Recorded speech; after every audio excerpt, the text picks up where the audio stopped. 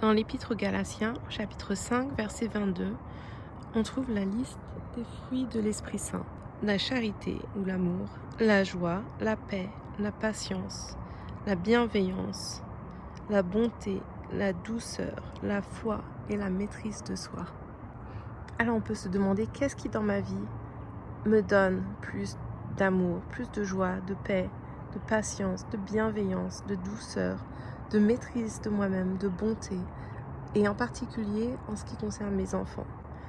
On peut reprendre chacun de ces dons de l'esprit, un par un, et voir comment ils sont présents dans notre vie, comment notre vie de prière est à la base de tout le reste. Vraiment, on a avant tout une vocation à la sainteté et à apprendre à aimer Dieu, apprendre à aimer nos enfants. Je vais prendre la patience en premier parce que c'est difficile pour les mamans, c'est une des plus grandes batailles. C'est surtout si on n'a pas eu de petits-enfants autour de soi en grandissant.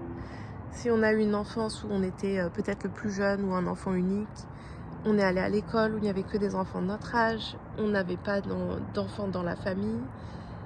Et d'un seul coup, on se retrouve parents avec un tout petit et on n'a jamais appris, on n'a jamais été familier avec la psychologie des enfants, leur façon d'appuyer là où ça fait mal.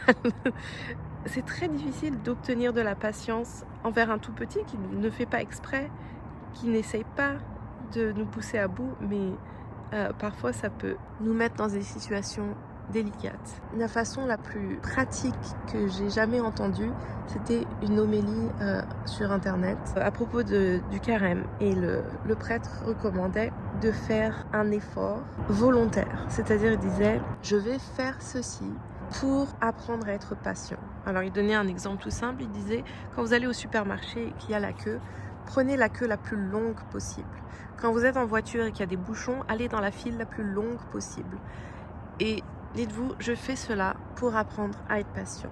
Et prenez-le comme une sorte de petit entraînement à être patient. Le moment où quelque chose arrive de façon imprévue, qui vous demande de la patience, on peut se rappeler, nommer le problème que l'on a et se dire, cela aussi m'aide à apprendre à être patient.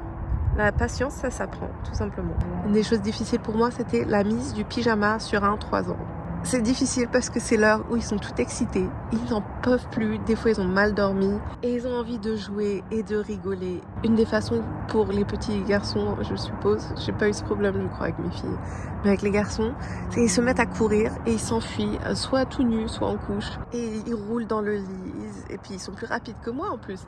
Alors il faut les attraper pour leur mettre le pyjama, et maintenant j'essaie de jouer avec eux. Je me dis, oui, moi ça me fait pas rire, j'ai envie de les mettre au lit, j'en peux plus, j'ai envie que ce soit fini, mais pour eux c'est important, c'est un moment où ils peuvent jouer. Des fois je suis obligée de leur dire non, là je peux pas jouer, c'est pas drôle, il faut qu'on se mette en pyjama. On pourra jouer demain, ou alors on fait 3 câlins, 3 bisous, ou que sais-je, mais poser une limite. Mais apprendre à être patient, c'est aussi ne pas s'énerver, ne pas le laisser monter sur nos nerfs et se dire ça aussi, ça m'apprend à être plus patiente et se mettre à la place de l'enfant et se dire ah, c'est juste le pyjama, ça va prendre 5 minutes au lieu de 30 secondes. Et bah tant pis, c'est 5 minutes au lieu de 30 secondes. Même si on a des invités qui attendent, et wow, peut-être qu'ils attendent même pas, c'est juste ce qu'on s'imagine dans notre tête. Je reviendrai sur les autres dons de l'esprit, peut-être au cours de cette semaine. On a parlé brièvement de la patience aujourd'hui. Ouais, je pense que je vais continuer à essayer de parler des dons de l'esprit et comment les mettre en pratique dans notre vie et demander au Seigneur la grâce de les recevoir. Et je vais vous partager une prière à l'Esprit Saint que j'aime beaucoup. Roi céleste, consolateur, Esprit de vérité, toi qui es partout présent et qui remplis tout, trésor de grâce et donateur de vie, viens et demeure en nous. Purifie-nous de toute souillure et préserve nos âmes, toi qui es bonté. Amen.